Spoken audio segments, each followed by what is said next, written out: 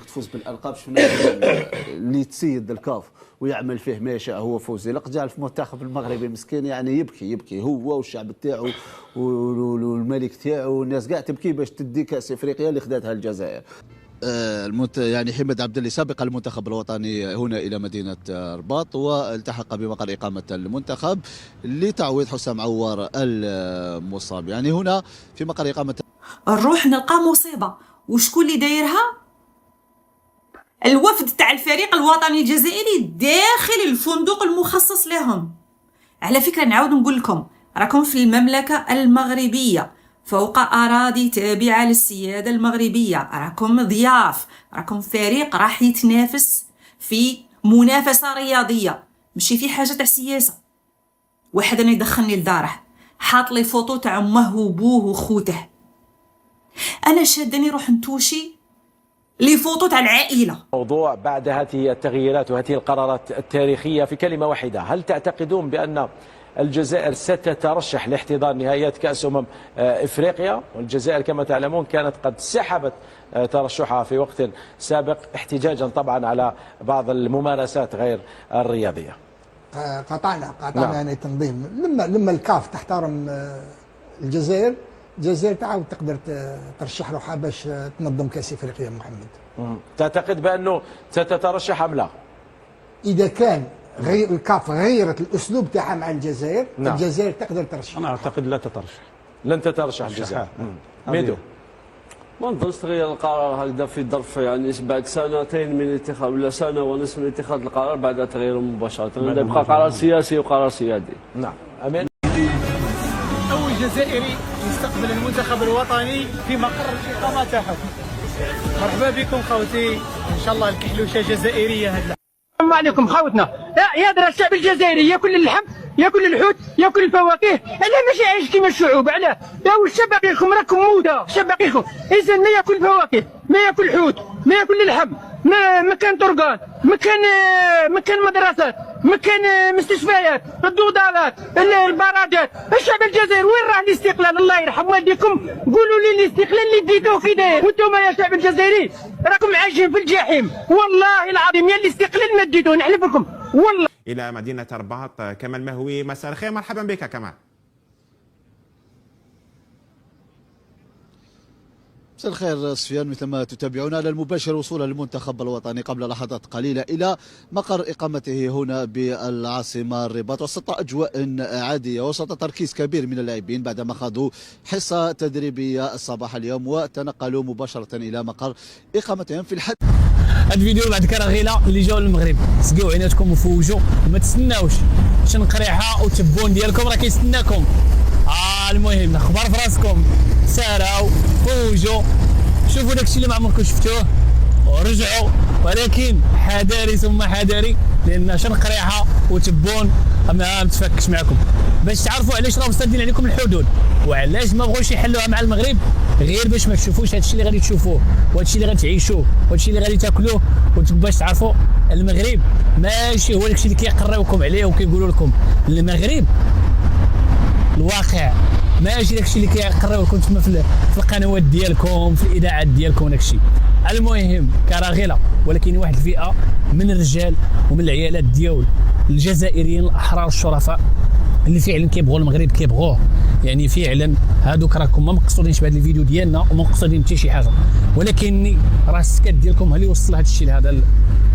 غادي نخليكم بعض الاراء ونخليكم بعض الفيديوهات، مقاطع فيديوهات من اعلاميين صحفيين يوتيوبر، تفرجوا ونرجعوا. الأدنى من الأيام حسب قوانين الكاف، لأنه آخر أجل لالتحاق المنتخبات بمقر إقامتها هو 5 أيام، ويعني أن المنتخب الوطني مقبل على أول مباراة مثل ما يعرف الجميع يوم 24 ديسمبر الحالي. لذلك فاليوم المنتخب الوطني فضل التنقل في آخر لحظة إلى المغرب حفاظا على تركيزه، وأيضا حفاظا على الخطة التكتيكية وعلى أهم معالم التشكيلة الأساسية التي سيخوض بها الناخب الوطني فلاديمير بيتر بيتكوفيتش هذه الكأس، رغم أنه مدة التربص في مركز سيدي موسى كانت قصيرة، إلا أنه معالم يعني تمت هناك. والآن المنتخب الوطني وصل إلى هنا، إلى هذا الفندق مقر إقامته وسط أجواء عادية، وسيخوض حصة تدريبية نهار الغد بحول الله. نعم كمال، بخصوص اللاعب اتحاد جدة حسام عوار، وخضع لفحوصات طبية معمقة وتم التأكد من إصابته، وبالتالي تم تسريحه من المعسكر. تم تعويضه بحماد عبدلي لاعب أونجي الذي التحق مباشرة بمدينة الرباط، ولم يكن ضمن التعداد المتنقل مع المنتخب الوطني، أليس كذلك كمال؟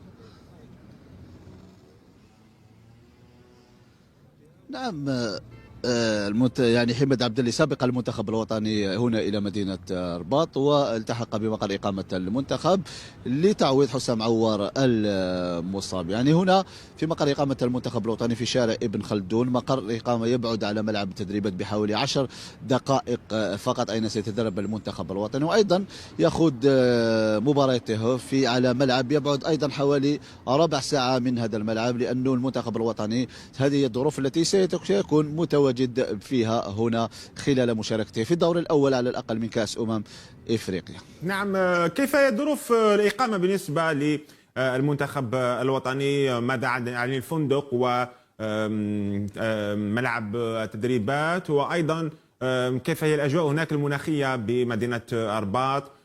جو بارد نوعا ما كمان؟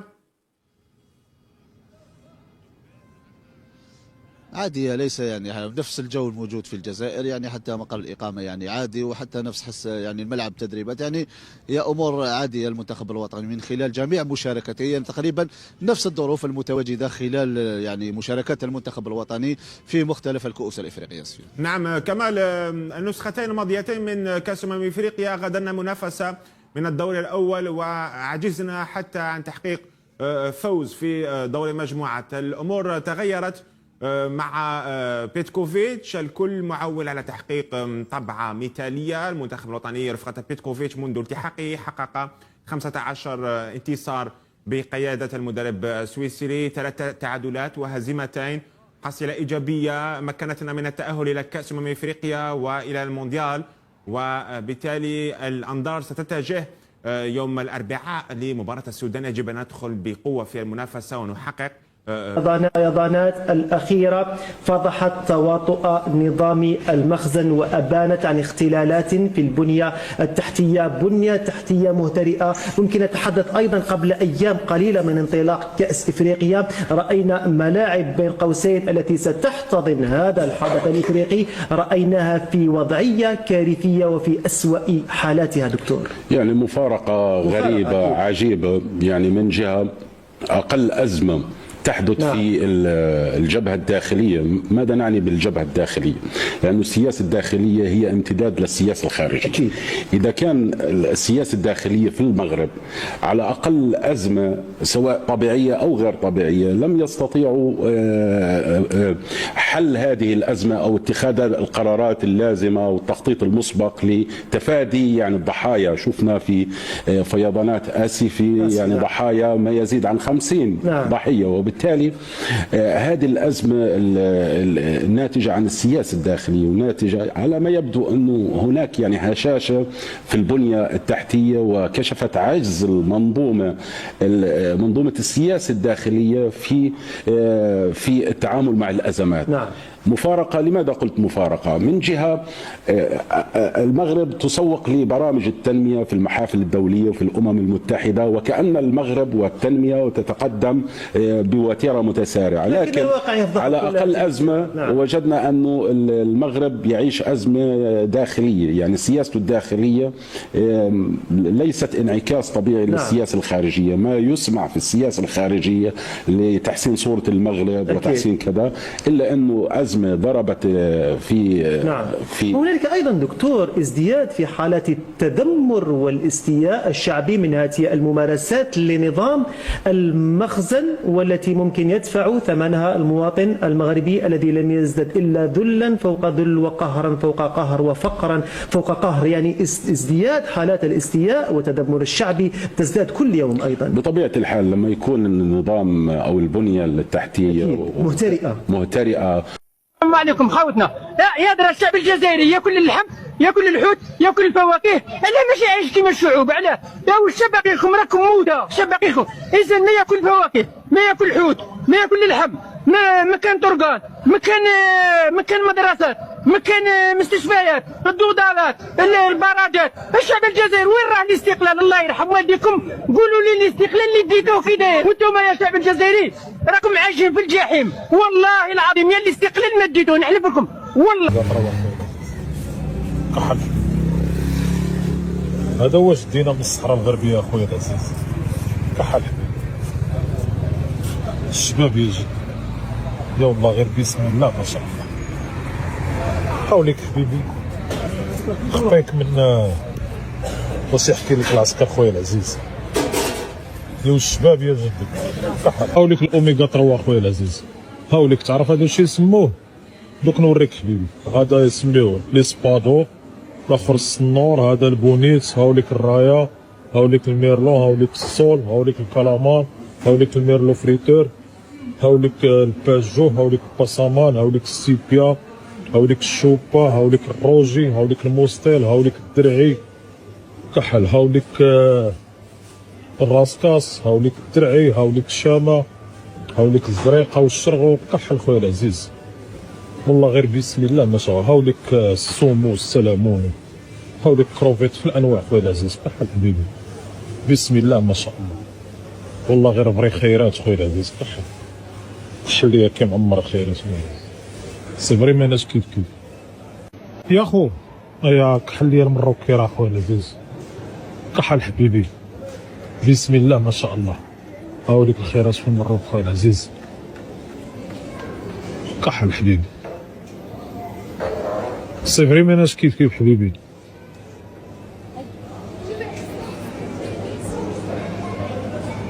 كحل خويا العزيز. كحل ليا الخيرات في المروك خويا العزيز. كحل ليا كي راه حبيبي. كحل اوريك المروك حبيبي بسم الله ما شاء الله. يا كحل ليا الخيرات في المروك بسم الله ما شاء الله. كحل حبيبي الله يبارك خويا. كحل ليا الله يبارك كحل خويا. هاوليك حبيبي بسم الله ما شاء الله. خيرات الله يبارك. تحياتي يا خو. يا كحل ليا الخيرات في المروك. كحل حبيبي بسم الله ما شاء الله. كحل خويا العزيز. كحل هادو صوالح واش تعرفهم حبيبي. كحل بسم الله ما شاء الله. كحل ليا الخيرات في المروك خويا العزيز. كحل ليا كي مخدومه خويا العزيز. اوريك حبيبي. كحل ما شاء الله خويا العزيز والله غير ما شاء الله. بسم الله نحضرك. شكرا لك بارك الله فيك. بسم الله خويا. كحل ابو صبع. كحل ليا المروك. كحل ليا الخيرات في المروك. هذه ما تعرفوش هذا ما تعرفش. ابو صبع. هاوليك ابو صبع. هاوليك ابو صبع الله يعطيك الخير. تحياتي. هادو كاملين خرفان. هادو خرفان مشويين. شوف هادو خرفان والخيرات ديال المروك. كحل وتقسم خويا العزيز ماناش كيف كحل ليا الخيرات. يلا ابو صباح الخيرات ديال المروك. اوليك الخرفان لتحت. ها الخير ابو صباح. هادو ثاني خرفان. هادو ثاني هنا خرفان ابو صباح. هادو ثاني هنا خرفان ابو صباح. هادو خرفان ابو صباح. هادو خرفان ابو صباح. هادو خرفان ابو صباح. هادشي تعرف. كحل حبيبي. كحل ليا الخيرات في المروك.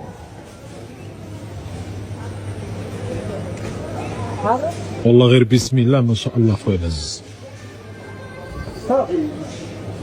دوك نديك تحوص حبيبي معليش هيا هضره كحل حبيبي تقول في لوروب يا جدك. والله غير هادو المغاركه يوفاتوكم في كلش حبيبي، يربوا عليكم بجميع المجالات.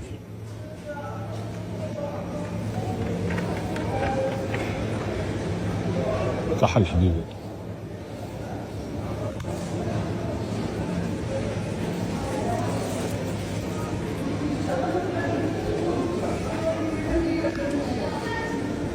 خليها الاجواء في مروك.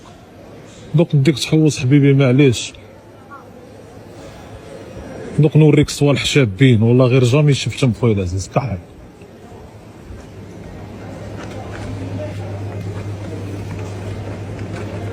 هاوليك خويا العزيز. تقول في لوروب يا جدك. كحل خويا العزيز. بسم الله ما شاء الله. والله غير بسم الله ما شاء الله. واش تحب حبيبي كلش. دوك نديك حبيبي جهة الماتريال انفورماتيك الالكتروميناجي. واش تحب حبيبي.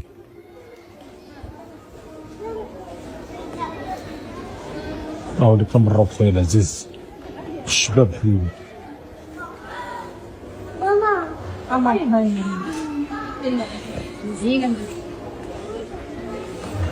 والله غير راسك يحبس حبيبي.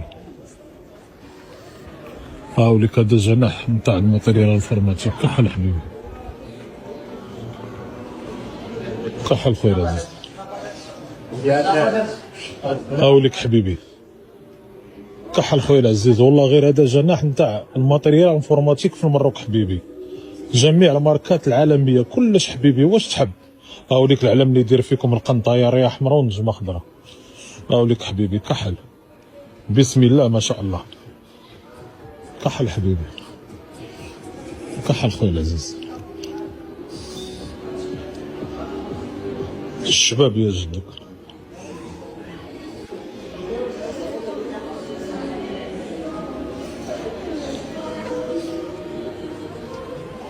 واش تحب تلقى خويا العزيز. والله غير راسك يحبس خويا العزيز. ماركات عالميه كلش هنا حبيبي. خطيك من كوندورو.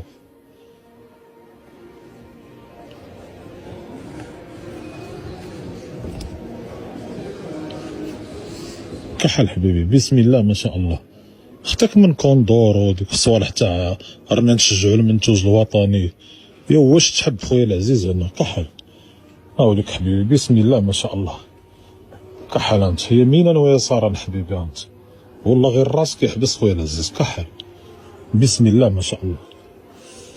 جناح نتاع الماتريال انفورماتيك نتاع الالكتروميناجي. كحل حبيبي. البطولات الماضية افتتاح يدل على العراقة المغربية والتاريخ المغربي الكبير في أفريقيا وكذلك العالم. حضارة المغرب حضارة كبيرة، حضارة تاريخية، حضارة لسنوات طويلة.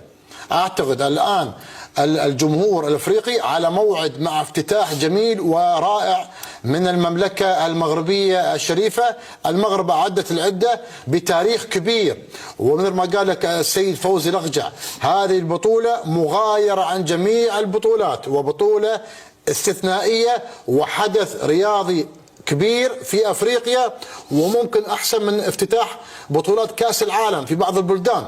هذا مش تقليل، ولكن حدث كبير وافتتاح مغاير، ومش مفاجأة في هذا الحدث، مفاجآت عديدة. عبد الله الكعبي يعلم ببعض المفاجآت، ولكن مفاجآت كبيرة. وأرجع أقول لك الصحف العربية والعالمية تتكلم عن هذا الافتتاح. افتتاح تاريخي، افتتاح مش 5 ستار 7 ستار، وبحضور من رفيع المستوى من المغرب وكذلك الزوار من خارج المغرب. هتدينا تقول لي المفاجآت بره الاستوديو بعدين؟ ماشي. ادينا مفاجأة واحدة. منتخب البيجامه خلاوها العراقيين ما عجبهمش الحال على هاد الصوره هذه اللي انتشرت بواحد الشكل كبير بزاف بعنوان العيالات ما كيسلموش على رجاله. مساكن شاميات حشمانات. مبروك طبعا للمنتخب المغربي الشقيق حصوله على بطولة كأس العرب بقيادة طارق السكتيوي. توقعنا أن البطولة تكون مغربية بالأساس منذ المباراة الأولى في هذه البطولة. الأردن يقول لك الآن هاتوا المغربي هاتوا. هاتوا المغرب. أيوة هاتوا المغرب. أيوة هاتوا المغرب. أيوة برضه هاتوا المغرب. 3 غيركم قالوها وركبوا الطيارة قبل كده. ما بتحرموش يا جماعة، ما بتحرموش. الأردن يقول لك الآن هاتوا المغربي هاتوا. هيجي المغربي ويشوف أسامة طنان. الله الله الله الله الله يا أسامة احترم النهائي يا أسامة يا رجل، هذا نهائي يا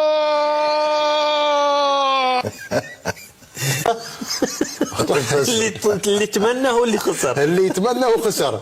هو الشعارات موجودة في الأسواق الخارجية قبل المباراة في سوق واقف أو حتى يا ويلك يا ويلك يا ويلك وننزل الملعب وخسروا. وبقى المغربي الآن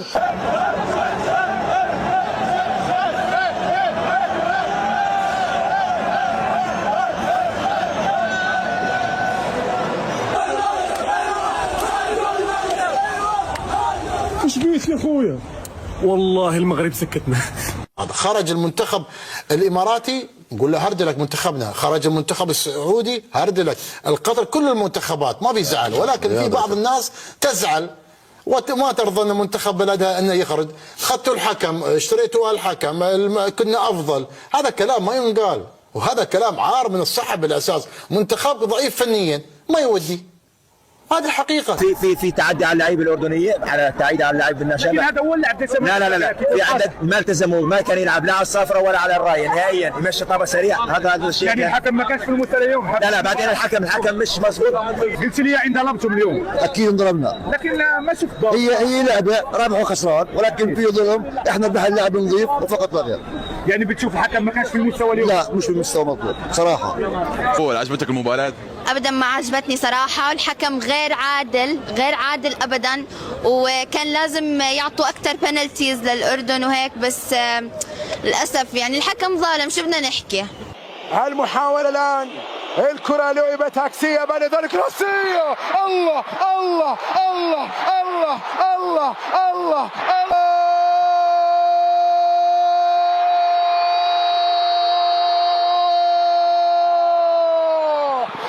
الأسود تعود. المغرب لعبت عالية، تتهيأ رأسية، يا حمد الله يا حمد الله.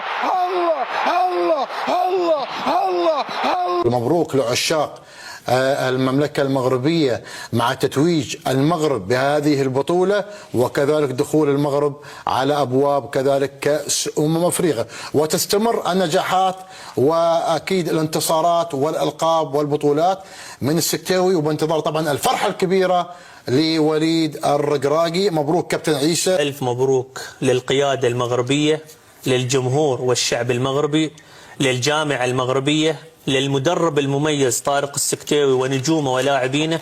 للأمانة بطولة باستحقاق وجدارة. من أول مباراة المغرب كان مميز، كان مرشح، كان يستحق البطولة، وللأمانة حقق كل التوقعات المطلوبة منه، فألف ألف ألف مبروك. وهاتوا المغرب وهاتوا المغرب وها هو المغرب وها هو المغرب وها هو المغرب وها هو المغرب وها هو المغرب وها هو المغرب.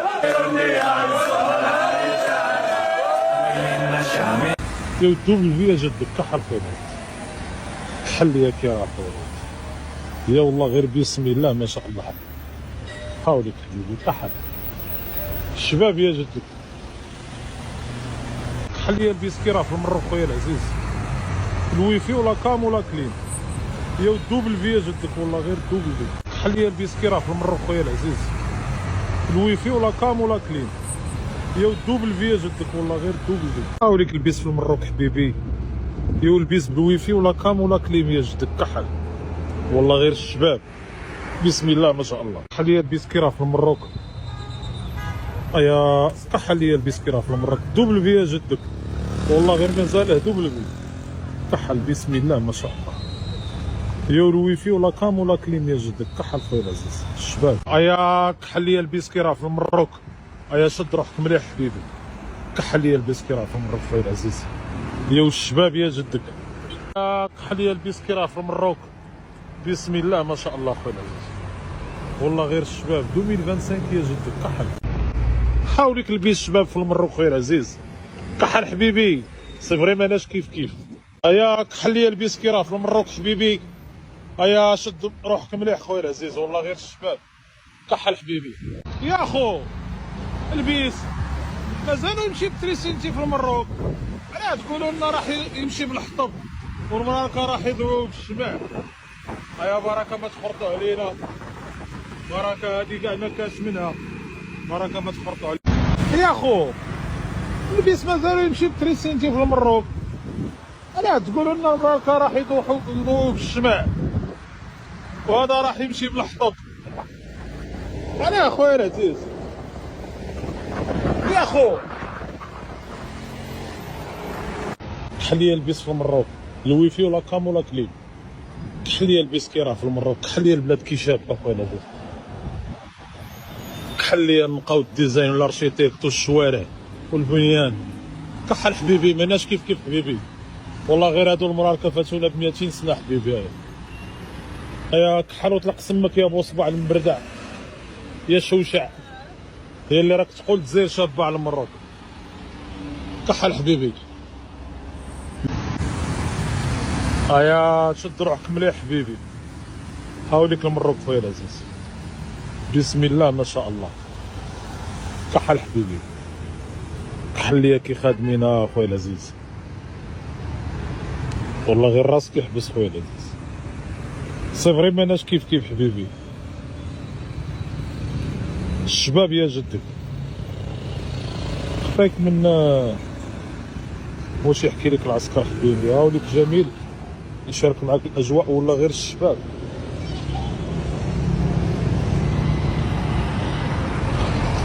كحل حبيبي. كحل كي خادمين خويا العزيز. كحل البلاد كي شابه. هاوليك جبال الاطلس حبيبي. كحل سي فري ماناش كيف خويا العزيز. هاوليك النظافه هاوليك اللواطه خويا العزيز. كحل حبيبي. شابه يا جدي. كحل حبيبي. هاوليك المروك خويا العزيز. حنبوك حبيبي كاش بلاصه شابه كيهدي في الزريبه خويا العزيز. كحل بسم الله ما شاء الله خويا العزيز. حاوليك المروك حبيبي. رانا نشارك معك الاجواء مباشره خويا العزيز. كحل حبيبي. الشباب يا جدك. تقول في لوروبيا بحينك. يا ابن عمي والله غير هادو المراركه هربوا خويا العزيز. كحل كحل ليا كي خادمين خويا العزيز.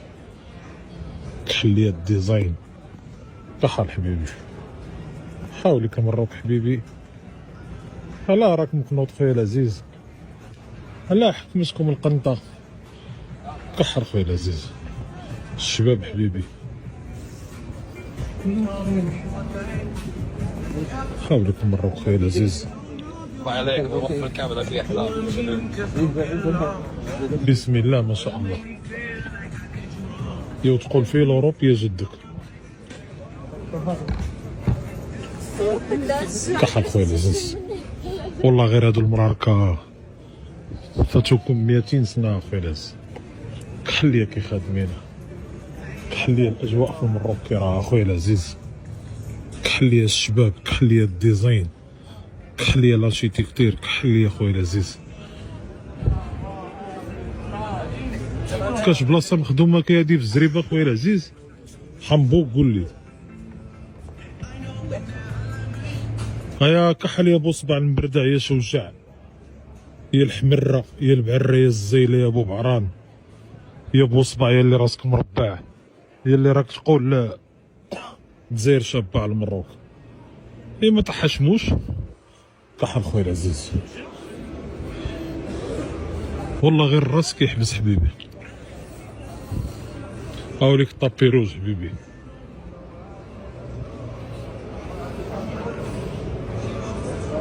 حاولك حبيبي، كحل خويا العزيز، بسم الله ما شاء الله، بسم الله ما شاء الله. هاوليك لي فامي ماروكان راكم تقولوا على جال السياح، هيا المراركه ما يدخلوش. انا خطيك من واش يحكي لك العسكر، رانا نشارك معاك الاجواء مباشره حبيبي، والله غير خطيك. حاولك دوك نوريك بلي هذا راه غير مجرد باساج، يعني بور تو الموند حبيبي، ماهوش بلاصه بريفي ولا. خطيك خويا العزيز، والله غير مجرد باساج حبيبي، كلش يدخل، ما كاش واحد تقول له لا لا ولا. خطيك حبيبي، حاولك مروك حبيبي، حاولك الباساج خويا العزيز، رانا نشارك معاك الاجواء مباشره من مروك. حاولك لي كافي خويا العزيز، بحال ليا كي خادمينهم، حاولك باساج، ما كاش واحد يقول لك وين راك رايح. حاولك خويا العزيز، باساج برك، والله غير باساج برك خويا العزيز. حاولك خويا العزيز، شفت كيفاه؟ هيا خطيك من واش يحكي لك العسكر. دوك نشارك معاك اجواء شابه خويا العزيز، والله غير راسك يحبس حبيبي. حاولك مروك، كحليا كي خادمين اخويا العزيز، كحليا ليكليراج كي راه، كحليا الديزاين، كحليا النقا. سي فري ميناج كيف حبيبي، والله غير هادو المراركه هربه. خطيك نوش يحكي لك العسكر، راهم يقولوا لك بلي المروك مملكه الطين، ايا راح يجيبوا لك كاش فيديو من كاش باديه ولا. هاوليك لي سونتر فيل كي راهم، خطيك من القرى والبوادي. حاولك مروك حبيبي، ايا هضره،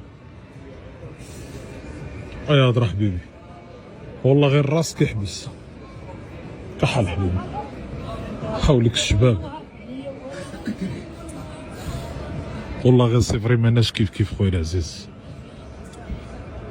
كحل حبيبي، حاولك لي فامي ماروكان، نتوما راكم يقولوا لكم على جال السياح، ايا المراركه ما يدخلوش. خطيك واش يحكي لك العسكر خويا العزيز، خطيك حبيبي، والله غير على جال كلش حبيبي. كحل حبيبي، كحليا كي خادمينها خويا العزيز. الشباب حبيبي.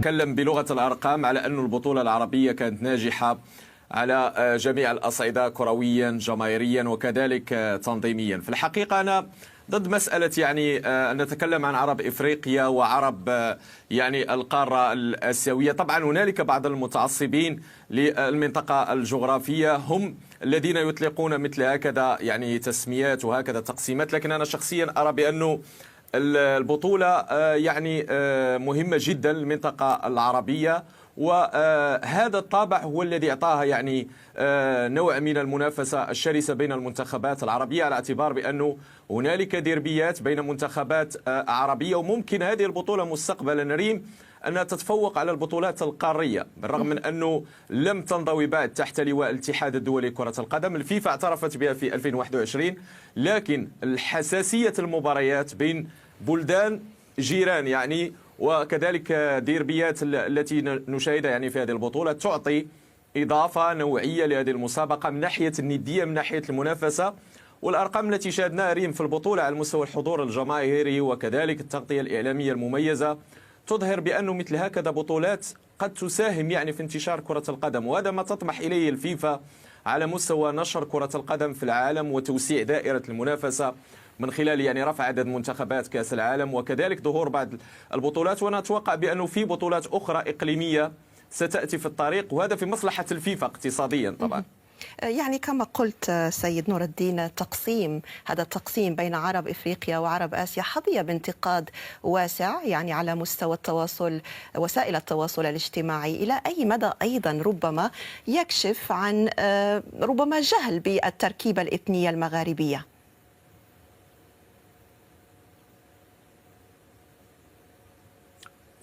صحيح طبيعي، يعني هذه الامور طبيعي، انا ارى يعني دائره صحيه وطبيعي ان تحدث يعني احيانا حتى بين بلدين جارين، حتى في القاره الاسيويه وحتى كذلك يعني في القاره الافريقيه. ولكن انا نشوف بانه يعني على يعني الجماهير التي يعني تتكلم بهذه اللغه ان تعي جيدا بانه في نهايه المطاف هذه مجرد كره القدم، هي مجرد رياضه. كرة القدم توحد الشعوب ولا يجب أن تفرق بين الشعوب، ويجب أن تكون هنالك رسائل مهمة جدا يعني الجماهير التي تابعت هذه البطولة، وكذلك للعالم. هي رسائل مشفرة للعالم بأن المنطقة العربية فيها منتخبات قوية، وبأن المنطقة العربية كذلك قادرة على إنجاح تظاهرة من هذا الحجم. وشاهدنا ذلك حتى على مستوى الحضور الجماهيري كما ذكرت، والندية والإثارة التي تابعناها في المباريات. يعني مباراة النهائي مثلا بين المغرب والأردن تقريبا نفس العدد الذي حضر مباراة الأرجنتين وفرنسا في استاد لوسيل. الملعب كان ممتلئ على آخره رغم التساقطات المطرية، وشاهدنا إثارة لا تقل إثارة عن مباراة فرنسا والأرجنتين 3-3. يعني المغرب انتصر 3-2 في مواجهة مثيرة جميلة ولقت طبعا استحسان كل من تابع البطولة. نعم، مباراة شديدة الدراما أو الدرامية. أجدد الترحاب بالسيدة أسيل، دكتورة أسيل طفيلي، الباحثة في علم الاجتماع الرياضي من ليون. هل يمكن القول إن كأس العرب يعني وحدت العرب من خلال كرة القدم فيما عجزت السياسة عن تحقيقه، أم ربما كانت على عكس ذلك انعكاسا لانقسام ما؟ مساء الخير أول شيء، شكرا للدعوة. أنا برأيي شخصيا هذه كانت واحدة من أفضل نسخ لبطولة كأس العرب على الإطلاق، إن كان من ناحية التنظيم أو من ناحية الحضور الجماهيري كما تفضل زميلي منذ دقائق. وبنظري لا يمكن إلا أن نعتبر أن البطولة نجحت في طريقة ما بكسب ود الجماهير العربية، لأن على وسائل التواصل الاجتماعي الجميع سيتكلم، سيحاولون استفزاز بعضهم البعض، سيحاولون إدخال السياسة، تكلم عن فريق أول أو فريق ثاني. ولكن البطولة وما حدث في الدوحة وما حدث في الملاعب يعكس أن لا فرق بين الشعوب العربية للأمانة. ما أهم هذه المظاهر سيدة أسيل التي رصدتها يعني كباحثة يعني في علم الاجتماع الرياضي؟ لعل أبرز ما شاهدته هو للأمانة أريد أن أعمل على بحث عن الموضوع، هو اهتمام الفئات الصغيرة، لأن أصبحنا في زمن نهتم بكرة القدم الأوروبية بشكل كبير جدا. الأندية الأوروبية، بطولة الأمم الأوروبية، كأس العالم، ونلحظ في بعض الأحيان الابتعاد عن أهمية أو تعلقنا بالكرة المحلية أو بوطننا.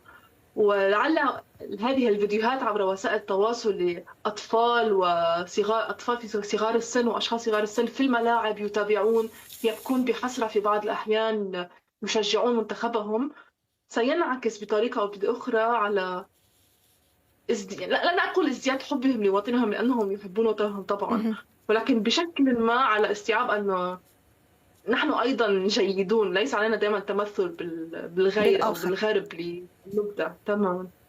وهناك ظواهر أخرى تم رصدها. سنشاهد يعني بعد قليل على الشاشة صورا للاحتفالات بفوز المنتخب المغربي بكأس العرب، لكن ليس في الرباط، ليس في الدار البيضاء، لكن عند الحدود المغربية الجزائرية الجراف بالقرب من السعيدية. مظاهر للاحتفال المشترك يعني بين بلدين يشهدان قطعا للعلاقات الدبلوماسية وتوترات حادة، بالإضافة إلى ما نشاهده الآن على الشاشة في هذه النقطة الحدودية. هذا الاحتفال وهذا التلاحم يعني كان أيضا في ساحات العرض والاحتفالات في قطر، حيث كانت هناك تجمعات مشتركة لمشجعي الفريق المغربي والجزائري. تم الاحتفال سويا بمنجزات الفريقين، حتى أن مشجعي الفريق الجزائري يعني تابعوا دعم المنتخب المغربي بعد إقصاء فريقهم. سيد نور الدين، يعني كيف تفسر هذه الحالة؟ يعني هناك انقسام سياسي، لكن كان هناك ربما تشجيع بين البلدين غير مسبوق. نعم صحيح ريم، دائما أنا أقول في إطار كرة القدم وأنت تعرفين يعني الصراع التاريخي كرويا ورياضيا بين المغرب والجزائر، وتعلمين جيدا بأن الجزائر هي التي أقصت المغرب في النسخة الماضية في قطر في 2021. الجمهور الجزائري بلسانه هكذا، الأغلبية على الأقل يتكلمون بأنه المنتخب المغربي رد الاعتبار للكرة المغاربية، يعني بعد إقصاء تونس وبعد ذلك مصر الجزائر وبعد ذلك مصر، المنتخب المغربي رد الاعتبار، خاصة وأنه منتخبات القارة الآسيوية العربية إن صح التعبير تفوقت في دور المجموعات، تفوقت في مبارياتها المباشرة ضد منتخبات القارة الإفريقية، الحديث عن السودان مصر الجزائر تونس، وبالتالي بقي المنتخب المغربي لوحده يعني في دور نصف النهائي. والجماهير الجزائرية ترى بأن المنتخب المغربي رد الاعتبار، انتصر على الإمارات هي التي أقصت المنتخب الجزائري، وبالتالي أعتقد هذه الأمور داخلة يعني في إطار كرة القدم وداخلة في إطار المنافسة. أنا شخصيا الذي لا أحبذه في مثل هكذا بطولات هو التقارب الزمني، يعني الفيفا لما تكون هنالك بطولات إقليمية كثيرة وبطولات قارية يستنزف هذا الأمر يعني من طاقة اللاعبين، حتى على مستوى رفع عدد المنتخبات. لما ترفع عدد المنتخبات في بطولة قارية من حجم كأس العالم، أي نعم تساهم في انتشار كرة القدم في الهند وتايلاند وفي الفلبين، لكن أيضا أنت يعني تساهم يعني في إضعاف واستنزاف اللاعبين بدنيا، وكذلك في إضعاف المستوى الفني، لأن المستوى الفني يتراجع بمشاركة منتخبات لم تكن تذكر، وبالتالي حتى مسألة التأهل لكأس العالم ومثل هكذا البطولات المجمعة لم يعد صعبا. سيدة أسيل، يعني هذا ما الذي حصل مع ربما الفريقين أو مع جمهور الفريق المغربي والجزائري ظاهرة ربما تستحق يعني التحليل، يعني كيف جمعت كرة القدم ما فرقته السياسة، يعني كيف تنظرين إلى هذه المسألة؟ هناك العديد من علماء الاجتماع الفرنسيين وغيرهم لديهم عبارة شهيرة جدا، وهي أن كرة القدم أو حتى الرياضة، ولكن خاصة كرة القدم، يمكن لها أن تكون نافذة عن المجتمع أو نافذة عن الدولة. وفي بعض الأحيان نلحظ أيضا أن كرة القدم قد تأتي عكس كل ما تحاول أن تبنيه الحكومات. كما تحدثت فعلا هناك بعض الخلافات في البعد السياسي بين البلدين، ولكن فكرة التوحيد على كرة القدم أو فكرة جمع كرة القدم للشعوب هي تستحق الدراسة من ناحية أن كرة القدم أو هؤلاء المشجعين بعضهم لا يكترث أبدا لهذه المشكلات السياسية، طالما يتمكن من أن يأكل وأن يضع الأكل على الطاولة لعائلته وأن يعيش بكرامة وأن يتمتع أو يستمتع بكرة القدم، هو لا يأبه لكل المشكلات الاقتصادية والثقافية والتاريخية بين الحكومات هذه الدول. وهذه واحدة من أبرز الخصائص المهمة لكرة القدم، هي أن كرة القدم إن تم استخدامها بطريقة صحيحة وفعالة يمكن لها فعلا المساهمة ببناء الشعوب وتغيير هذه الصور النمطية، وخاصة عند الأجيال الصغيرة. نعم. سيد نور الدين، الجمهور التونسي يعني أقصد الفريق التونسي أقصي مبكرا، الجمهور التونسي كان غاضبا من الخروج من الكأس يعني بعد تعادل وصفته وسائل إعلام تونسية بالمريب، يعني بعد تعادل المنتخب السوري والفلسطيني ما أدى إلى إقصاء المنتخب. هذا الأمر دفع عددا من المؤثرين إلى وقف علني ربما لدعم القضية الفلسطينية، يعني كيف تنظر إلى هذا الأمر؟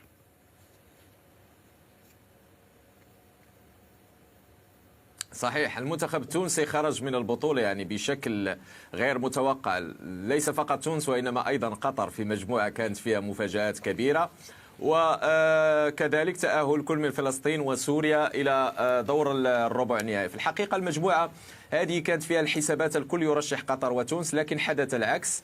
وأنا أعتقد بأن المنتخب السوري والمنتخب الفلسطيني بغض النظر عن المواجهة الثالثة التي جمعتهما وانتهت بالتعادل السلبي استحقا التأهل من هذه المجموعة، نظير ما قدماه ضد كل من تونس والمنتخب القطري. صلابة دفاعية، أيضا منتخبات ذكية تعرف كيف تسجل، تلعب بلحمة واحدة، لا يجب أن ننسى كذلك بأنه لا مدرب المنتخب الفلسطيني ولا كذلك مدرب المنتخب السوري ولا كل فعاليات يلعبون من أجل الوطن. والمنتخب ومدرب المنتخب الفلسطيني أكد هذا الأمر في أكثر من مناسبة بأن هنالك شعب فلسطيني ينتظرنا، وبالتالي سنلعب بالروح وبالدم من أجل فلسطين ومن أجل إسعاد الجماهير الفلسطينية التي تنتظر هذه الفرحة وهي في أمس الحاجة لهذه الفرحة. نفس الأمر وذات الأمر بالنسبة للمنتخب السوري، لأنه لاحظنا تلك الجرينتا والروح القتالية التي تبعناها في هذه المجموعة.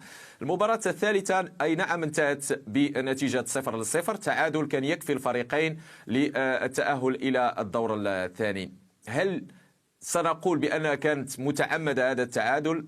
يعني المسألة فيها نقاش. تعادل كان يكفي الفريقين، المباراة انتهت بالتعادل. أي نعم كانت هنالك أصوات تطالب بفتح تحقيق في هذه المسألة، لكن الاتحاد الدولي لم يصدر أي قرار بهذا الخصوص، لم يتكلم عن هذا الموضوع، وبالتالي الأمور اعتبرت بأن الفريقين معا لعبا من أجل تحقيق الانتصار، وبالتالي لا يوجد أي دليل مادي يؤكد بأنه فعلا كان هنالك تآمر ما بين الفريقين. ولو أنه لو تسأل السوري سيقول أنا أتمنى الفلسطيني أنه يتأهل معي للدور الثاني، والعكس صحيح. يعني بالنسبة للجماهير الفلسطينية كان هنالك تعاطف وكان هنالك يعني رغبة في تأهل المنتخبين معا إلى الدور الثاني. هذا الذي كذلك من ظواهر هذه الدورة، أنه حتى عندما لعب المنتخب التونسي مع المنتخب الفلسطيني يعني كان هناك تشجيع ربما للفريقين. نعم أنا شخصيا لا في المنطقة العربية تفضل نور الدين، تفضل، سأعود إليك سيدة العربية. نعم. في المنطقة العربية في المنطقة العربية هنالك تعاطف مع القضية الفلسطينية، تعاطف مع المنتخب الفلسطيني، لا في المغرب ولا في الجزائر ولا في تونس، خصوصا في المنطقة المغاربية. الجمهور التونسي شجع كذلك المنتخب الفلسطيني، لكن هو الجمهور التونسي يعتبر بأنه مثلا فلسطين يعني تآمرت مع سوريا من أجل التعادل. لكن المشاهد التي تابعناها فعلا بأن هنالك تعاطف يعني من الجمهور العربي مع كرة القدم الفلسطينية، وأي واحد يعني في المنطقة العربية من المحيط إلى الخليج لو تسأله هل ترغب في تأهل فلسطين حتى إلى الفاينل سيقول لك ذلك. وهناك من يتمنى تأهل أيضا فلسطين على حساب منتخبه، وهذا طبيعي جدا بالنظر إلى القومية العربية والتعاطف أيضا مع الحالة الفلسطينية. السيدة أسيل لديك تعليق على الموضوع، تفضلي. نعم كما تفضل زميلي أستاذ نور الدين، أنا بنظري القضية الفلسطينية ليست فقط قضية محلية، هي قضية تتعداه إلى قضية عربية، قضية أساس في الوطن العربي. ويمكن أن هذه البطولة كانت استثنائية للمنتخب الفلسطيني بسبب الأحداث الأخيرة التي عانى منها الشعب الفلسطيني وقطاع غزة. والملفت أن المنتخب الفلسطيني ولاعبو المنتخب الفلسطيني مهما صعب الحال ومهما عانوا ينجح المنتخب وينجح الاتحاد الفلسطيني دائما بإيجاد التركيبة المناسبة بين لاعبي الشتات، لاعبي الضفة، أيضا لاعبين مغتربين ولاعبين قطاع غزة في تشكيل منتخب قادر على المنافسة، واستحقوا التأهل عن دور مجموعات أقله على أمل أن يتمكنوا بعد لاحقا التأهل إلى بطولة المنتظرة وهي بطولة كأس العالم في السنوات القادمة. وإلى جانب المنتخب الفلسطيني المنتخب السوري أيضا خلق المفاجأة يعني في هذه الدورة. هناك مقطع للرئيس السوري أحمد الشرع وهو يجري اتصالا عبر الفيديو مع بعثة المنتخب الوطني السوري، نتابع. انتوا بس شدوا لي حيلكم وراح ان شاء الله اوصلكم ان شاء الله الشباب رجال ان شاء الله باذن الله. شوي صبر، راح ارجع اعمل لكم البنى التحتيه تبع الملاعب والفنادق الرياضيه والاشياء هي اكيد ان شاء الله متبنيه انا مع كذا دوله الله راح يساهموا بالاستثمار بهذا القطاع بشكل جيد ان شاء الله. وانتم ان شاء الله ما بيخاف عليكم، بس بدنا اسم قوي يرجع لسوريا ان شاء الله باذن الله ان شاء الله سياده الرئيس. سيدة أسيل، يعني هناك وعد من الرئيس السوري لفريقه ربما بتقوية السياسة الكروية في سوريا. هذه البطولة كأس العرب هل تساهم ربما في تقوية هذه السياسة الكروية لدى بعض الدول العربية خاصة التي لديها مشاكل سياسية واقتصادية مثل سوريا؟ نعم من دون شك، لأن عندما تقرر دولة ما أو تقرر حكومة ما الاستثمار في رياضة معينة، يكون الهدف الأساسي هو اختيار الرياضة التي تمثل عدد كبير من المتبعين هذه الرياضة في الدولة، أي نسبة كبيرة من الشعب، ومنتخب أو الرياضة القادرة على تحقيق بعض الإنجازات بهذه الدولة. لأن على سبيل المثال المنتخب كمنتخب السعودية تعتبر كرة قدم اللعبة الشعبية الأولى لديه، بالتالي لن تقرر الحكومة السعودية أو الدولة السعودية الاستثمار في ألعاب أخرى على قدر كرة قدم، لأن في النهاية هذه اللعبة الشعبية القادرة على إظهار أفضل صورة للمنتخب السعودي أو للمملكة السعودية.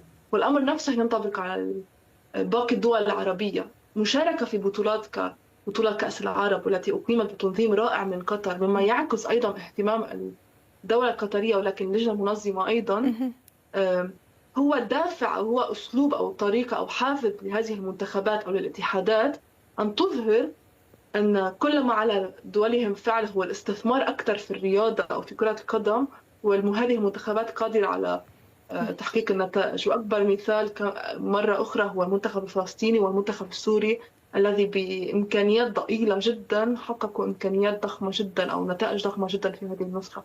نعم، ولكن على ذكر الدول الخليجية والاستثمار نور الدين، هناك دول مثل المغرب كان لديها سياسة كروية بعيدة المدى، يعني نعرف جميعا دور الأكاديمية المغربية يعني في تكوين اللاعب المغربي.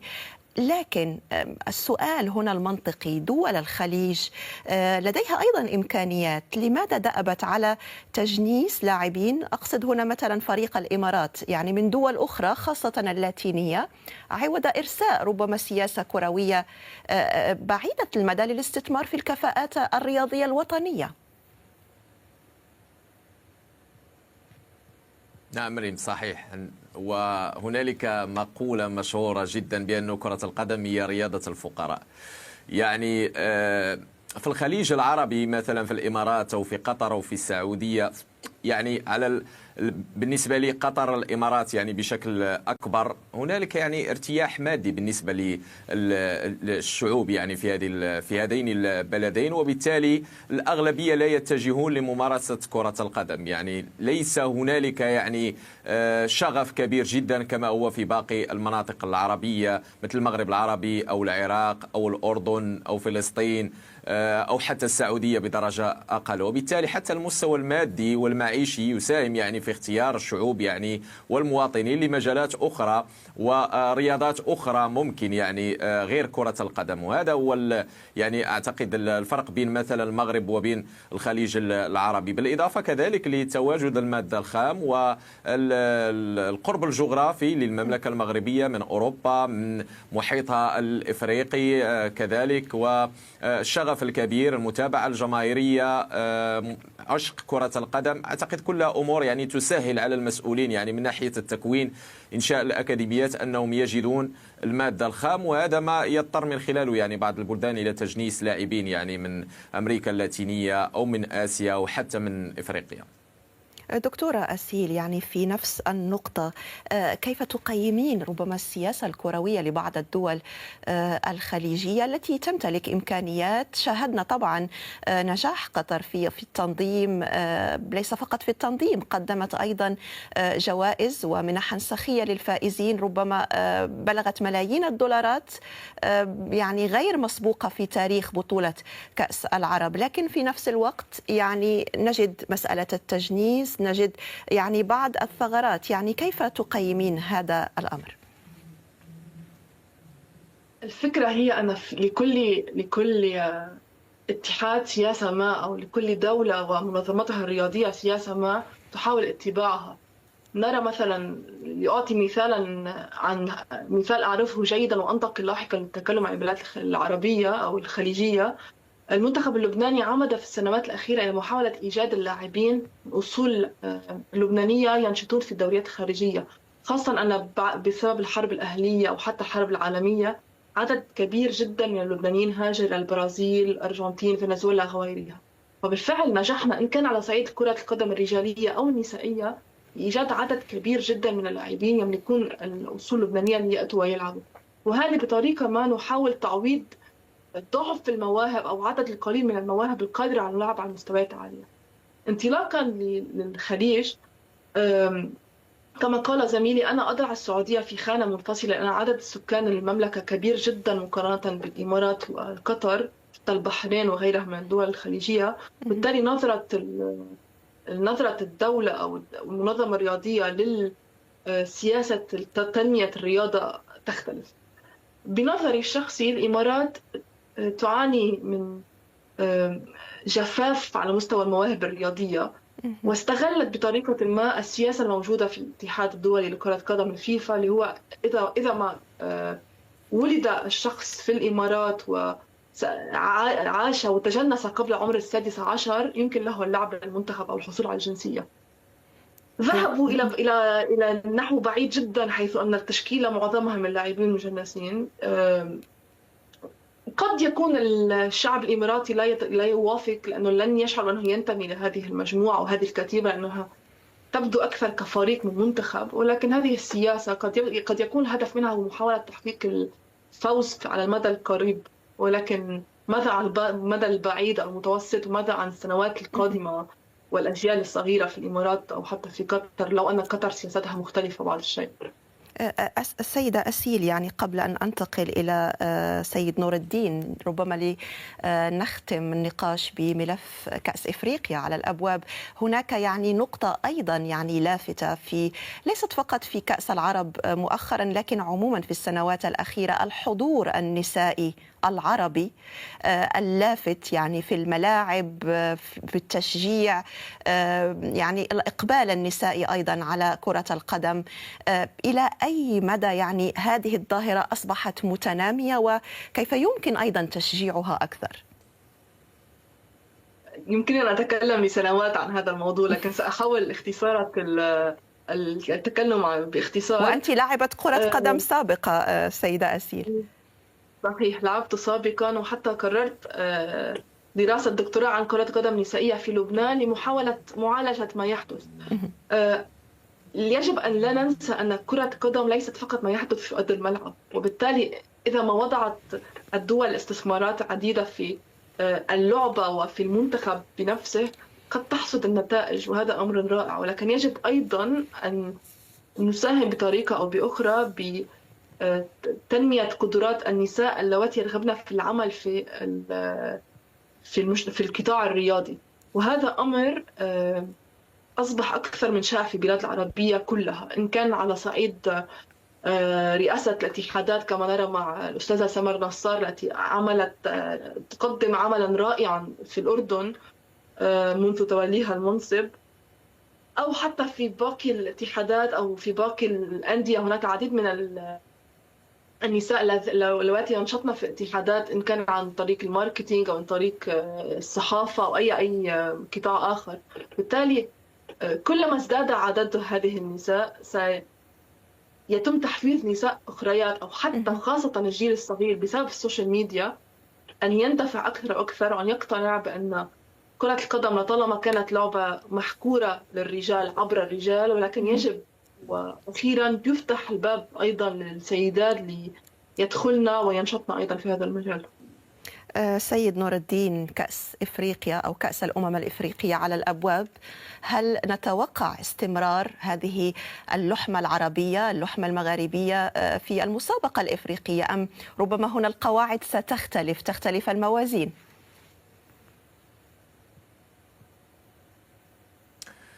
وشوف، القاعدة تقول الاختلاف والمنافسة لا تفسد في الود قضية. طبيعي جدا هذه المنافسة ستكون حاضرة، هذا الصراع سيكون حاضر، لا على مستوى أرضية الميدان، لا على مستوى المدرجات، لا كذلك بالنسبة للجماهير في مواقع التواصل الاجتماعي. هذه ردود الفعل هذه الأمور ستكون حاضرة لا محالة في الكأس الإفريقية. الجماهير المغربية لن تقبل بأن يأتي منتخب آخر ويتوج باللقب على الأراضي المغربية. الجزائريون والتونسيون والمصريون يريدون العودة باللقب داخل الأراضي المغربية، وبالتالي منتظر أنه يكون هذا الصراع. لكن في المجمل أنا أتوقع ريم بأن هذه النسخة ستكون استثنائية على جميع المقاييس لتوفر كل الظروف. أولا نتحدث عن ملاعب مونديالية، نتحدث عن 9 ملاعب لأول مرة في تاريخ البطولة الإفريقية، 4 ملاعب منها ستكون لوحدها في الرباط. نتحدث كذلك عن تغطية إعلامية كبيرة وكبيرة جدا، ونتحدث كذلك ريم عن الإقبال الجماهيري الكبير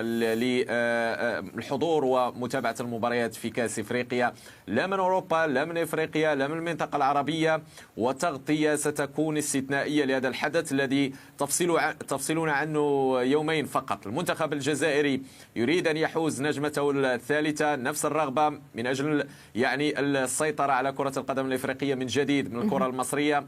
وتونس تريد أن تكرر ما حققه المغرب على أرضها بعد وصوله إلى الفاينل في نسخة 2004. أليس هناك ضغط نور الدين على الفريق المغربي في ظل هذه الظروف، ضغط نفسي ربما؟ نعم الضغط موجود، الضغط موجود، وأنا أعتقد بأن وليد الركراكي يحب الضغط ويحب الاشتغال تحت الضغط، خاصة بعد تتويج منتخب الشباب وبعد البطولة الشان وبعد كذلك البطولة العربية. وبالتالي الآن البوصلة ينسير وكنلعبوا هنايا، راه الأمن ديال البلاد هذا سي محمد. من واجب المواطن المغربي انه اليوم اذا كان غيجي عنده شي حد بطبيعه الحال، انا تنقول لكم يعلم السلطات يقول لهم بانه كاين واحد الاجنبي، حيت انا ماشي وطيل. علاش نشرح لك السي فيف موا باش نشرح لك هذه النقطه بالذات. رضوان اسمعني نشرح لك من فضلك، خليتك تحكي. خليتك تحكي، اسمعني نشرح لك علاش بهذه النقطه بالذات. نشرح لك لانه ملي كيدخل الاجنبي لوطيل او لاي مواطن كيدخل لوطيل، فداك لوطيل حتى هو راه تيدير نفس العمليه، كياخذ البطاقه ديال الهويه او الباسبور وكيدخلوا في واحد لو سيستيم انفورماتيك اللي رولي مباشره مع جهاز الامن الوطني مع الشرطه المغربيه، وكيتاكدوا وحدك السيد واش روشيرشي واش عنده شي مشكل ولا لا. ولكن بما انه حنا في ديورنا ما عندناش هاد الوسيله باش نتواصلوا مباشره مع الشرطه، فمن واجبنا انه نمشيو نعلموا مباشره الشرطه. واش فهمتيني اخويا ولا ما فهمتيش؟ اتفضل اخويا. لا راني فاهمك، ولكن هذو لي سيبورتور عادي مرحبا بهم. خلاص ما السلطات تعلم بكل شيء، علاش تحرض في المواطنين؟ انا ما كنقولوش علم بالجزائري، كنقول له علم باي اجنبي. انا بالديسكور تاعك هذا، الديسكور تاعك هذا انا نشوف فيك انت يا راك ضد الخطاب تاع الملك تاعك، لانه الملك ديما اسمعني خليني نكمل. واش الملك قال لي دخل عباد الله لدارك؟ ما تقاطعنيش من فضلك، ما تقاطعنيش. الملك ديما يحكي باسلوب لبق، ديما يحكي باسلوب نتاع اخوه، ديما اسمعني خليني نكمل، ديما يحكي باسلوب تاع جوار. وانت يعني تخرج في لايف يعني نورمالمون انا جاب لي ربي انت يعيط لك المخزن، انت تعقب كيستيونير، انت تسال، انت تفوت في التحقيق على هذا الشيء اللي راك دير فيه. انا بالعكس اسمعني فهم. شوف اذا انا اذا كانت السلطات، انا في بلاد انا ساكن في المغرب، اذا كان بان للسلطات ان هذه رساله تحريضيه راه هما غيعيطوا ليا، ما تحتاجش تقولها لهم انت. هاني حتى انا كنقولها، هاني عاود ثاني ولا تروازيام فوا. انا اؤكد الكلام اللي كنقول. وشوف راح يعلقوا لك كراط راح يديروا لك كراط تاع كابران.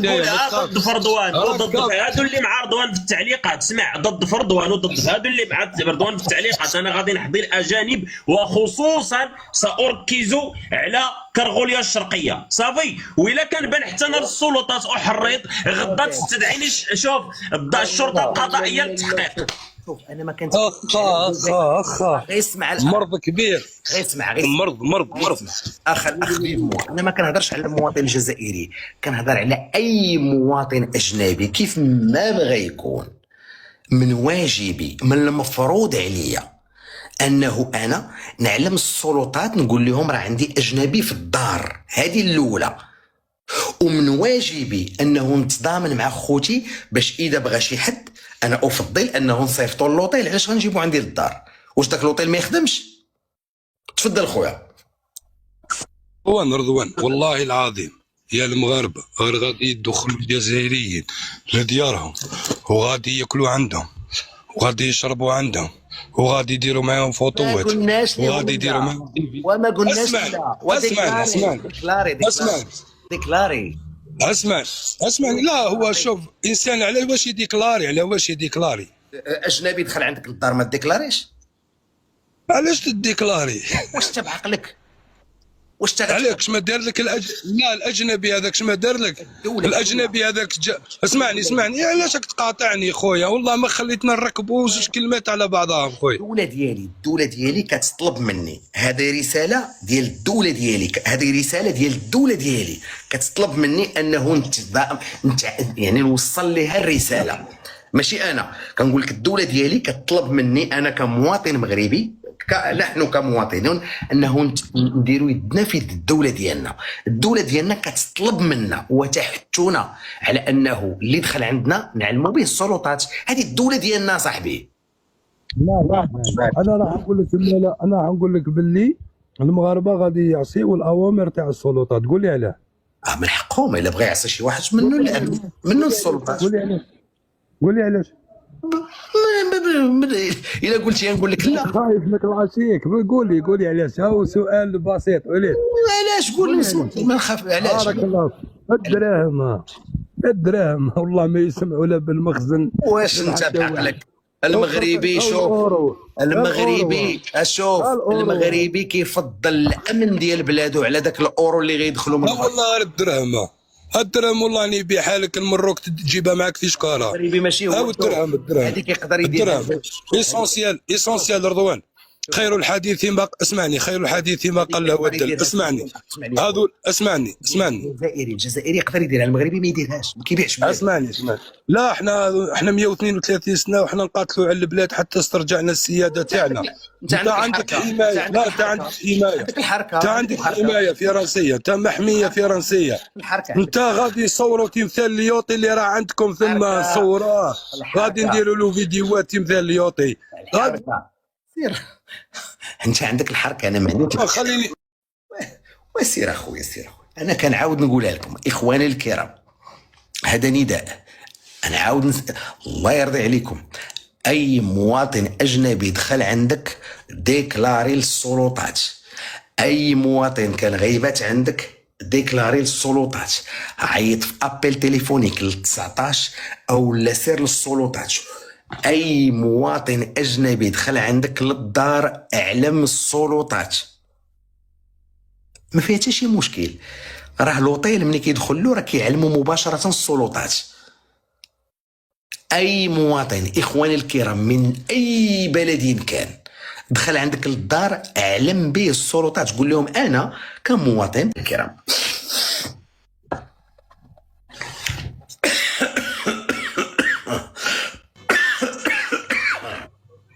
السلام عليكم. السلام ورحمة الله. مرحبا بك يا سيدي. الله يسلمك. نورمالمون دير حاجة مليحة للمغاربة باش يسترزقوا، دير بيبليسيتي شابة لبلادك، ما تخوفش. راك تخوف المواطنين تاعكم. ردوا بالكم، هاي يجيكم المقدم. وجه ندائي للمغاربة، تنقول لهم رحبوا بالضيوف ديالكم. راك تخوف فيهم. لا اخويا انا ما كنبغيش خويا المضره، تنقول له رحب بالضيف ديالك، ولكن وريه فين ياكل، وريه فين يبات، وديكلاري. هذا كنتعامل مع الدوله ديالي. كي تخويف هذا. معليش وكي غادي يديروا سطادات هذو كلهم غارقين بالماء كيفاش؟ غتأجل البطوله غتأجل. الله ربي يهديكم، راكم راضي على بالي. مالو هذا؟ راهم جوج ولا ثلاثه داويين تمايا. بنادم قرب المايك لقمارك لدرقومك يا كنسمعوك اخويا. تسمعني؟ لا راك بعيد. اسمعني هكذا مزيان. لا بعيد. اصبر نحيو البلوتوث، اصبرني نحي بلوتوث. مرحبا بك. اصبرني نديزاكتيفي بلوتوث. هكذا تسمعني؟ مرحبا خويا، كنسمعك خويا، تفضل. الله يسلمك.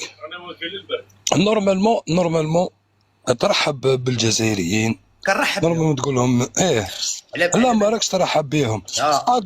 تقول للشفاره الاخر قال لك في 98 عندنا جي، الاخر في 98 عنده جي بي اس سيسونسيات مشات له من وجهه. اسمع انا ما قلتش هذه الكلمه ديال الشفاره، ما قلتش الجزائريين شفاره، حاشا. لا راكم مخلي مغاربه يوصلوا في لي ميساج هذو. انا مالي سير عنده هو، واش انا قلت؟ لا اسمعني نورمالمون تقول لهم توصل، نورمالمون ما يمررش هضره كيما هذه على الجزائريين راهم جايين ينحوا عليك الغبينه. انا نوريك الغبينه، جايين يضربوا الجلده. وريه الغبينه، صبر اخويا فيف موا، انا نوريك الغبينه. غير صبر انا غنوريك الغبينه. وريني اخويا محمديه، غير صبر فيف موا الله يرضي عليك. انا نوريك الغبينه ونكملوا، غير صبر الله يرضي عليك، الله يرحم لك الوالدين، الله يسر لك الا جات على خاطر خويا. وريني الفيديو ديال المحمديه. هنا في قلب مدينة المحمدية بولاية معسكر، وعلى مقربة من عدة مقرات عمومية استراتيجية ومع أولى تساقطات المطرية، تتحول شوارع حي زهياي عبد القادر إلى أوحال وبرك مائية يصعب السير عليها، في مشاهد باتت تشكل غبنا حقيقيا للقاطنين بهذا الحي. هنا تشوفوا السي فيف موا، هالغبينه كل التضامن مع خوتنا. تفضل. لا اسمعني هذول يعني ذو الامور يعني اللي راك تنعت فيهم هذو يعني ما عندهم حتى علاقه. احنا المشكل راهو في المغرب، وانت هالغبينه لا غاديش. لا والله العظيم رضوان، والله تسمع بالله، غير اسمع ونعطي خويا الميكرو يقول لي بغا، غير اسمع. تفضل. يصعب السير عليها، في مشاهد باتت تشكل غبنا حقيقيا للقاطنين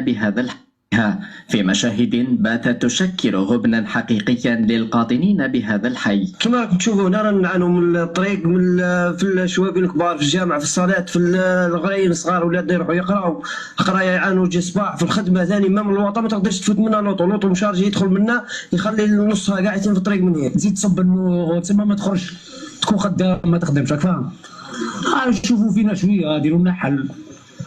غراوي صغار ثاني يروحوا يقولوا راهم مغبنوا، كبار ثاني في الصيف هذه قاعد تولي غبره. الله يكون معاهم كاع الحاله مغبنه. تفضل خويا فيفا، تفضل.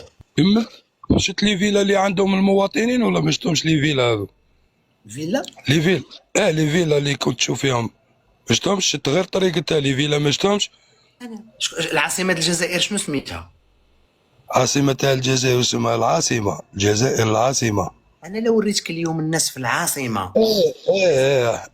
محمد اسمعني فارس كاين لي طرافو، بالك راهي في لي طرافو هذه. لا ما غنهضرش. لا خليني من الجزائر، احكي لي على المغرب. لا والله ما نهضر لك على لي طرافو، غنديك الجزائر العاصمة نوريك الناس كيطلعوا ما لاقينش فيه. ديما كيما هكا ما تخليش. غنخليك تدوي، غير صبر. غنديك الجزائر العاصمه، الناس ما لقاوش الترونسبور، كيمشيو مع الحراقه، كيمشيو مع النقل السري يا صاحبي في الجزائر العاصمه، سري في 2026. ها انت اخويا اليوم سويعه هذه، ها انت هذه 19 ديسمبر، هذه ساعه اليوم.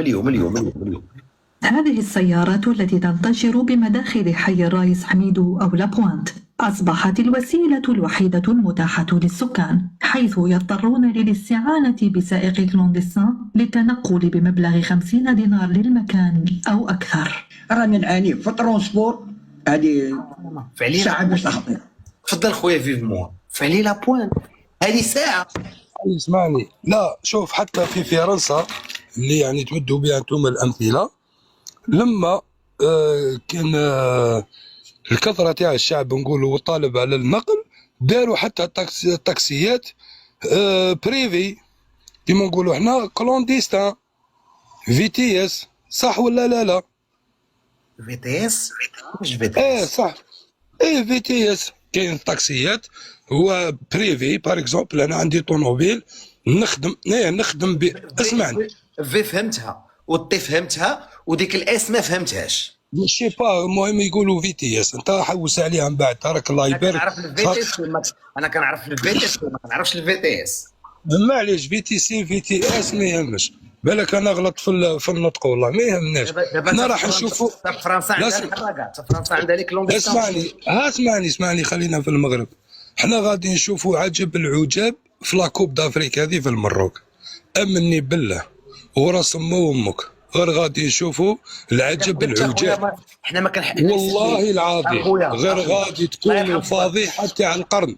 اغا اسمع، احنا مسلمين هنا، احنا في المغرب بعدا مسلمين، ما كنحلفوش بالريوس، كنحلفوا بالله. لا ما يهمش، حنا نهضروا كيما هكا. حنا نهضروا كيما هكا. انا عمري ما سمعت شي. لا حلفوا بالله، لا حلفوا بالله والله العظيم ونبيه الكريم غير غادي يشوفوا العجب العجاب في المغرب. راح تشوف، راح تدخلوا في فضيحه عالميه لانكم ماكمش مهيئين. وحده شفنا استادات لما صبت المطر. بالمناسبه انا مشيت حتى واحد تيك توكر ترحم على اللي ماتوا هذو في الفيضانات، اون فيت ربي يرحمهم وربي يصبر اهلهم. مش شفنا حتى تيك توكر يعني ترحم عليهم يحل لايف طول الجزائر، فهمتوا ولا لا؟ اسمع نقول لك واحد العبسه والله العظيم غير غادي نشوفوا كوارث ربي وحده يعلم بها. والجزائريين تراك تهضر عليهم كيما هكا لي سيبورتير هذو، وهنا حنشوفوا واحد الحاجه واحده اخرى باسكو لا الشعب المغربي ما تمثلوش انت. لا انا تنقولها لك، شوف بلاتي غير بلاتي، انا كنعاود نقولها لك فتنه. لا ترى فتنه، اسمعني انا كنعاود نقولها لك قدام المغاربه، ها هي والمغاربه كلهم، وهي رساله موجهه للمغاربه باش يتعاونوا مع السلطات ديال بلادهم. اذا جا عندك اجنبي ديكلاري به، اعلم السلطات قول لهم ها هو عندي هذا السيد. اذا سولك اجنبي رحب به، ولكن ما يدخلش عندك للدار، وريه فين يسكن، وريه فين ياكل. اذا طلبك اجنبي علاش اسمعني علاش كمل، اذا طلبك اجنبي على ابيل قول له لا خويا.